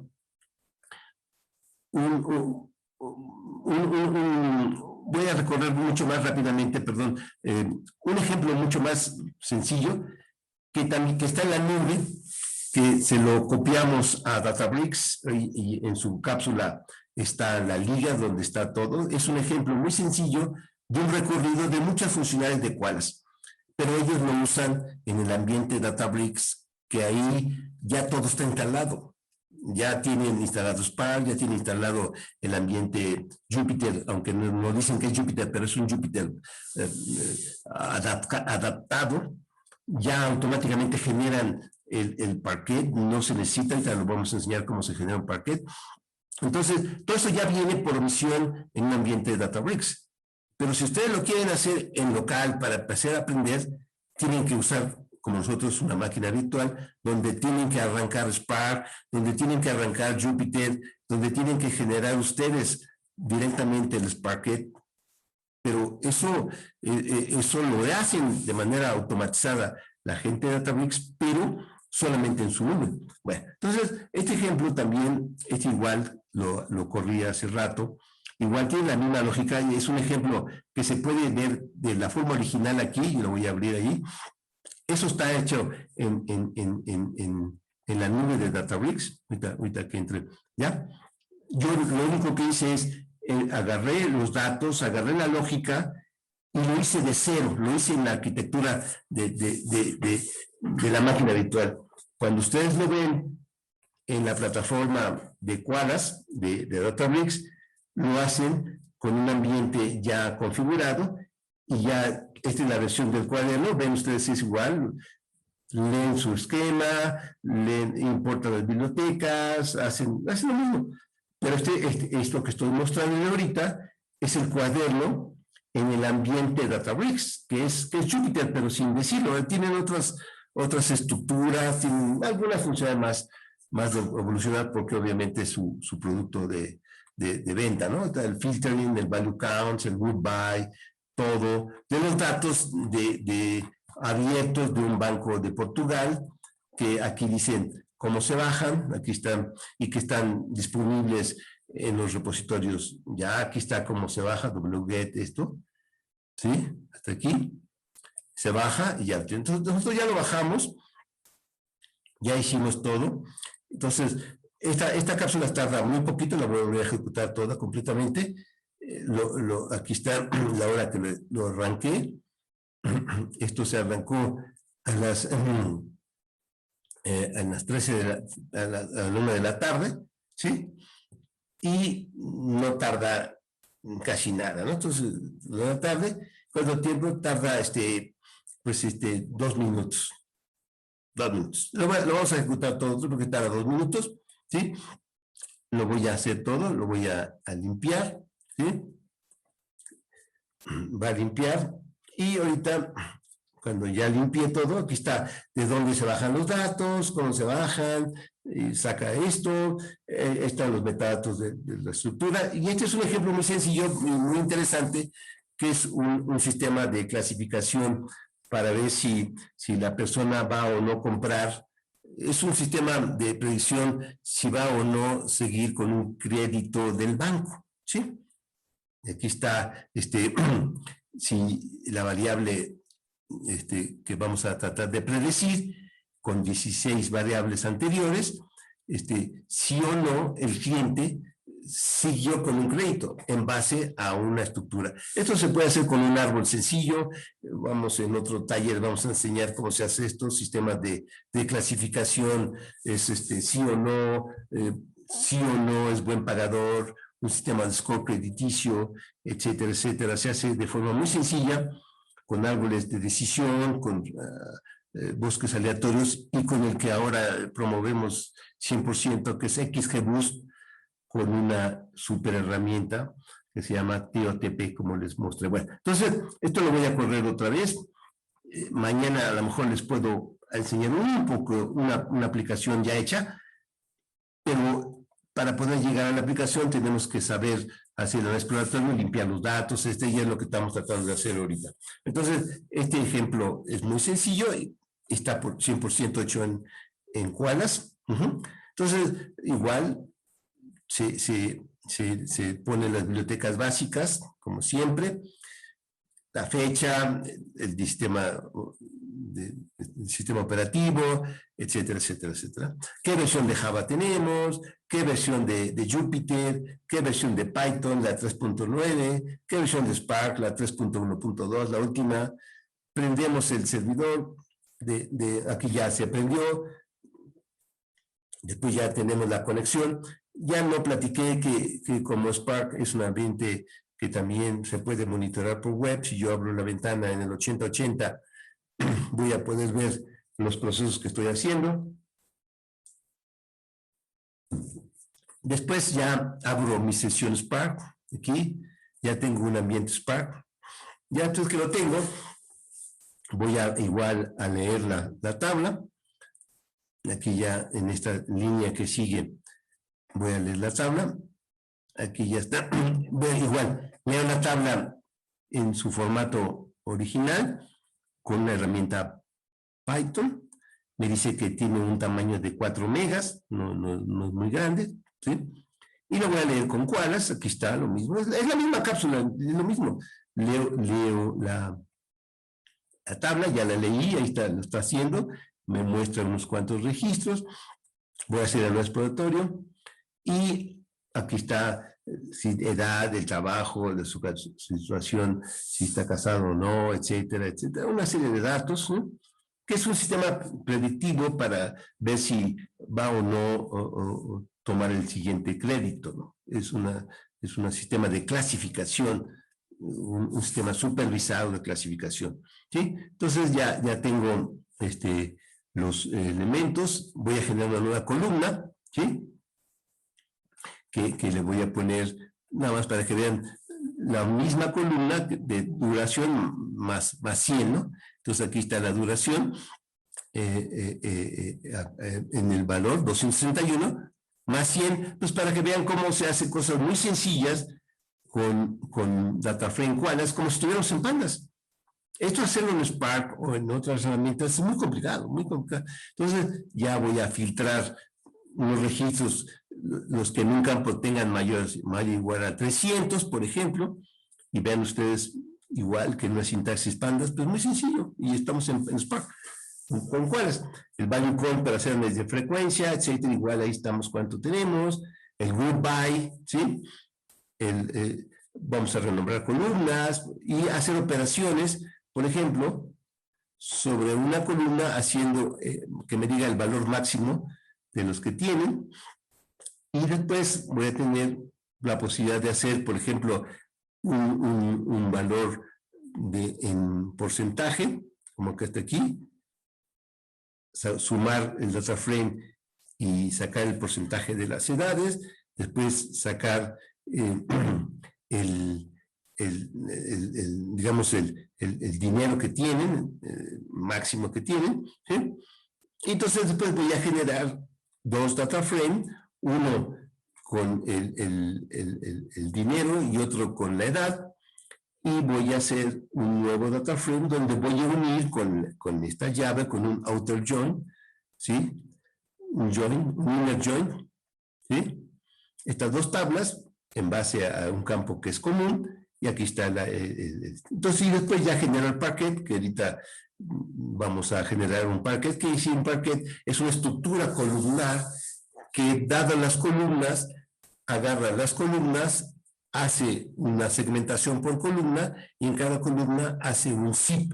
Y por eso, un archivo que tenía 100 unidades de tamaño va a generarse en Parquet la misma información, pero con un 20% nada más de uso. Por ejemplo, aquí está ya el cálculo. Yo generé el Parquet y se genera con una instrucción muy sencilla. Dado el data frame Koalas, le digo, guárdamelo en Parquet. Le digo dónde lo guarda. Por ejemplo, aquí le tengo que poner file porque lo estoy guardando en Linux. Y ya me guardó el Parquet. Y ya tengo un archivo Parquet, que es un directorio en general, no es un archivo, es un directorio porque Parquet lo que hace es segmenta los datos en pedazos de 64 megas o más o menos, y un archivo gigantesco lo segmenta en pedacitos y en cada pedacito pone algunas columnas, pero y además zipeado. Y ustedes no se preocupan, lo hace todo perfectamente zipeado. Entonces ya tengo aquí, por ejemplo, el archivo original, como le estaba diciendo, por acá habíamos visto que pesaba unos cuantos megas, y vamos a ver al momento de generar el Parquet, aquí ya tenemos el Parquet, aquí está el archivo Parquet ya, lo voy a ver cuánto pesa. Entonces el formato Parquet pesa 427K, y si tengo el archivo, o sea, pesa 0.4 megas y el archivo original pesaba 4.3 megas. Entonces tiene un porcentaje de utilización nada más. Con 10% del espacio puedo guardar todo. Es decir, que yo tengo una compresión, gané el 90% del espacio, no lo ocupo. Y con la misma información. Entonces, esto es una gran maravilla. Por eso, el formato Parquet es el formato estándar de toda la nube Databricks y sus representantes, ¿no? Y sus versiones. Por ejemplo, Azure de Microsoft usa en su nube, usa toda la estructura Databricks. AWS también en su nube usa la estructura Databricks. El único que no la usa porque tiene sus propios y es una versión muy antigua de Spark es Cloudera. Cloudera ya no tiene un gran mercado en el mercado de desarrollo al estilo SQL porque tiene su propia versión con Impala, que es una versión muy vieja, usando Hive, pero los códigos SQL no funcionan bien ahí, no se puede, y tampoco usa de manera nativa Parquet. A diferencia de Databricks, que su forma nativa de guardar los datos es en Parquet, y por eso puede hacer cosas tan fáciles y sencillas, porque Parquet es muy rápido y no solamente es muy rápido de usar, sino muy económico en el espacio que utiliza. En general es el 10 al 20% del tamaño del archivo, es lo que se utiliza. Bueno, ya tenemos los datos, ya los guardamos en Parquet y ya se pueden hacer algunas frecuencias por columna, etcétera. Entonces ya con esto vemos que el archivo ahorita tardó 3 minutos. Bueno, entonces, esto igual se puede guardar, etcétera. Y esto, como le estaba diciendo, se lo copiamos a esta versión, pero esta versión está utilizándose en la nube Databricks, que puede ser la nube, si mañana tenemos tiempo, Julieta les puede hacer una demostración de cómo se conecta uno a la nube Databricks de la versión comunitaria para que puedan hacer uso de ejemplos sencillos. Bueno, y con esto ya después sigue una estructura muy interesante para ir cerrando este primer enfoque. Yo quisiera que hoy o mañana, cuando tengan un poco de tiempo, intenten usar su máquina virtual, intenten replicar estos ejercicios y luego que tengan algún error, márquenme un correo, ya todo el mundo conoce mi celular, podemos hacer sesiones, porque me interesa mucho que puedan replicar estas cápsulas en su ambiente. La siguiente, y con eso creo que vamos a cerrar esta primera sesión y mañana vamos a seguir con otras. Vamos a hacer la sesión, la número 3 era la del Banco de Portugal. Y la número 4, pues es la primera versión ya de acceso al SQL Server. Entonces vamos a entrar a la cápsula número 4. Voy a insertar unos registros. Estos registros, que son los que acabamos de sacar del censo o del DNUE, con la tabla revisada, aquí está.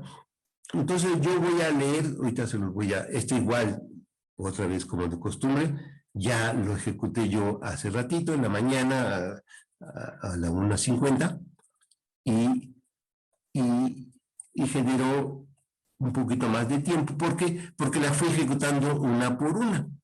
Bueno, entonces, ¿qué es lo que hace esta cápsula? Yo leo el archivo que ya generé, que se llama la tabla revisada. Esa tabla, obviamente, siempre veo, y todas las cápsulas son muy repetitivas porque la idea es que cada cápsula ustedes la puedan leer solita sin haber leído las anteriores. Por eso cuando las veo todas seguidas, puedo decir, ves que esto yo ya lo vi, pero es preferible repetir cuando se está aprendiendo. Entonces ahí vemos las versiones de Spark, vemos las versiones, y otra cosa nueva es lo primero que tengo que ver es si el servidor del SQL Server está prendido. Pues aquí ya con esta instrucción, que es una instrucción del sistema operativo, System Control, status de cualquier servicio, me dice que sí está prendido. Después, para ver, sin entrar en Spark, qué tiene ese servidor SQL Server, hay una biblioteca Python muy bonita que se llama Python PMSQL, que es una versión de una biblioteca Python para entrar a SQL. Habilitamos la biblioteca. Después, otra de las cosas que siempre es importante ver es, primero, que esté prendido el SQL Server. Segundo, ¿qué bases de datos tengo? Ahorita tengo en esto tengo uno que se llama Censo, y después ver las tablas que tiene esa base de datos. Tengo ya de nube tengo la tabla revisada Censo, y tengo la tabla de nube. Ahorita voy a generar otra. Entonces, voy a generar esta tabla, te voy a poner un 2 aquí, porque ya generé la 1.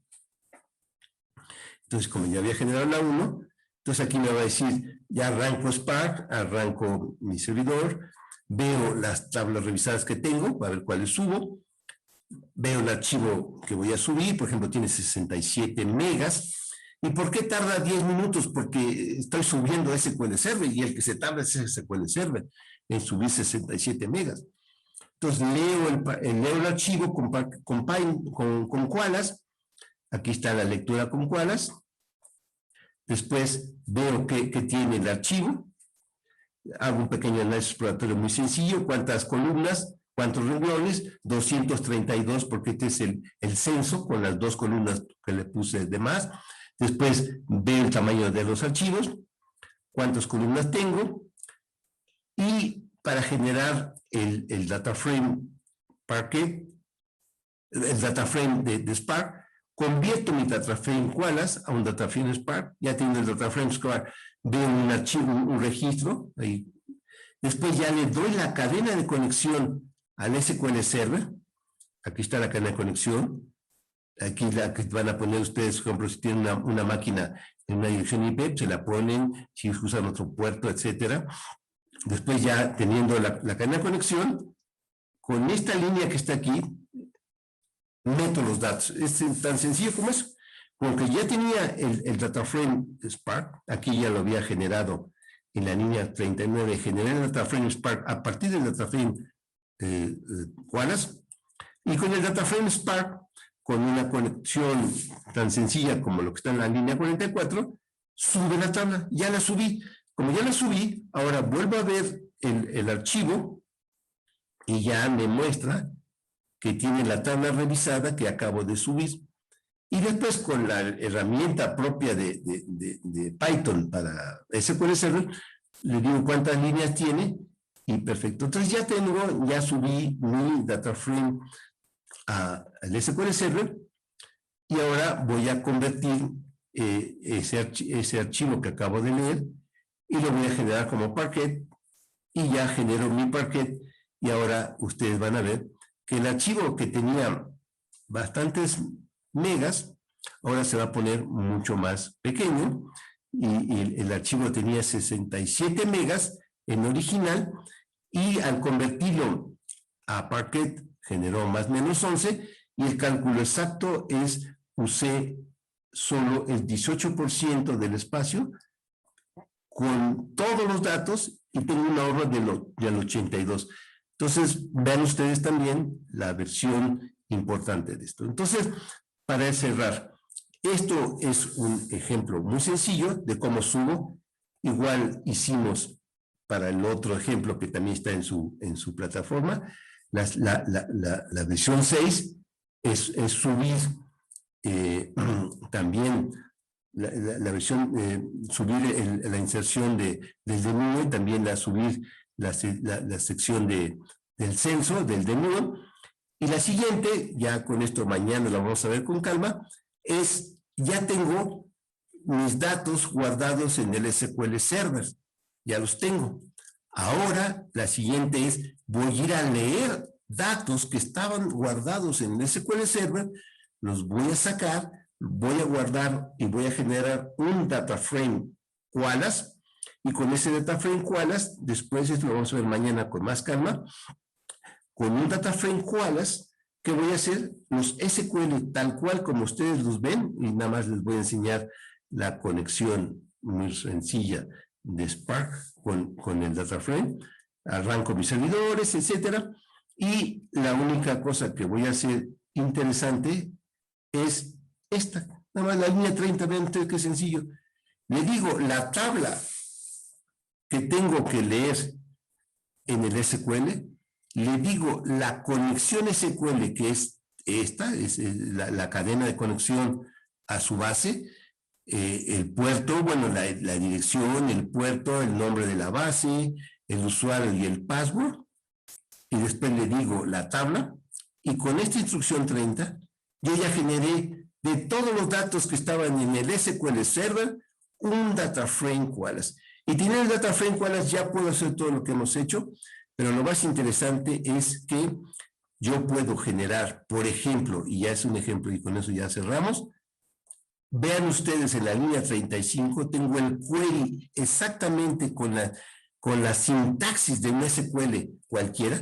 La única diferencia que es que el nombre de la tabla la pongo entre llaves, a diferencia del SQL, la única diferencia, pero lo demás es igualito. Y este query genera una salida y lo guarda en un data frame y puedo ver los resultados. Y ya tengo entonces un data frame Wallace con cualquier salida de un query en SQL, tal cual como lo tengo, select, from, where, count, group by, todo lo que, todas las sintaxis SQL, tal cual.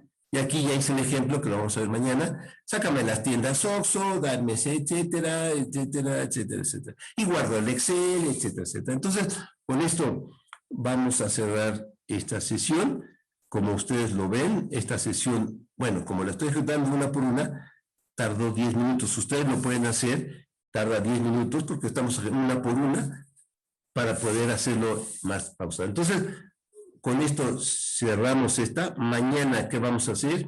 Vamos a hacer un repaso muy rápido y vamos a tener entonces más estructuras. Por ejemplo, ya vamos a ver cómo leo un parquet que ya generé, después cómo hago un análisis ya que tiene datos de texto.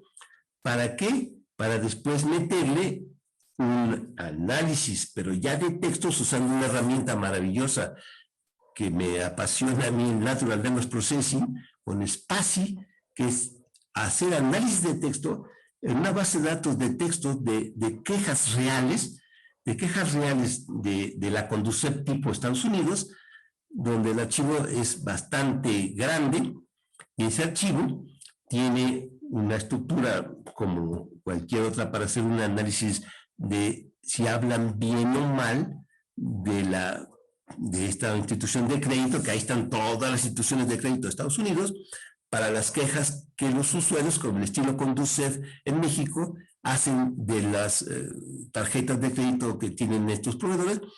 Y con esto se puede hacer un análisis si se hablan bien, mal, cuál es la institución de crédito que más mal se comporta, etcétera, etcétera. No vamos a llegar a eso, pero vamos a hacer el análisis para poder agarrar los textos que vienen en las quejas, hacerlos anónimos, sacar los bigram, los tigram, etcétera, etcétera, para preparar los datos para un algoritmo de un árbol tipo XGBoost o un árbol de decisión o un random forest. Pero eso lo vamos a hacer en otro día. Bueno, pues muchas gracias. Espero que cualquier duda no tengan, digamos, paciencia y inmediatamente me lo escriben y lo vamos resolviendo. Y lo que me interesa es hacer sinergia con todos ustedes que vienen de grupos completamente heterogéneos de intereses, pero todos quieren lo mismo, hacer aplicaciones de analítica avanzada, pero para poder hacer y aplicar un algoritmo de machine learning, de inteligencia artificial, que les voy a dar las cápsulas que hemos hecho, tenemos como 100 o 150 cápsulas de inteligencia artificial, de Natural Language Processing, todas disponibles de manera gratuita en YouTube para los temas que siguen. Pero si no hacen prácticas como estas, con cuadernos y los replican, no van a poder avanzar, porque lo que hacen las plataformas tipo Databricks o las que venden, ya todo hecho, cuando yo lo llevo con mis subidas de datos, con mis problemas de datos mal estructurados, porque tienen de 5 millones, tienen 500 o 50,000 equivocados, pues esos 500 o 50,000, cuando los meten en un algoritmo de ciencia de datos, que lo único que hace es suma, resta, multiplica y divide con cosas tensoriales, van a salir muchos errores y no se van a poder determinar por qué, porque los errores en general de los algoritmos no del algoritmo, sino de los datos que se le dieron al algoritmo. Bueno, entonces nos vemos mañana. Mañana les voy a compartir mejor el acceso, porque quién sabe qué pasó. Voy a generarlo otra vez. Va a ser la misma clave, saxa@2021, para que no se tenga. Y la misma clave. Espero que mañana nos veamos y con mucho gusto resolvemos todas sus dudas. Pues muchas gracias y disculpen el inicio un poco de la alias de la tecnología de Zoom, que no soy muy experto, pero bueno, vamos resolviendo. Pues muchas gracias y buenas noches a todos. Cualquier cosa, estamos a su disposición en el chat o en las conversaciones por WhatsApp o por correo. Gracias y buenas noches a todos. Gracias, doctor. Muchas gracias, doctor. Gracias, buenas noches. Gracias. Gracias.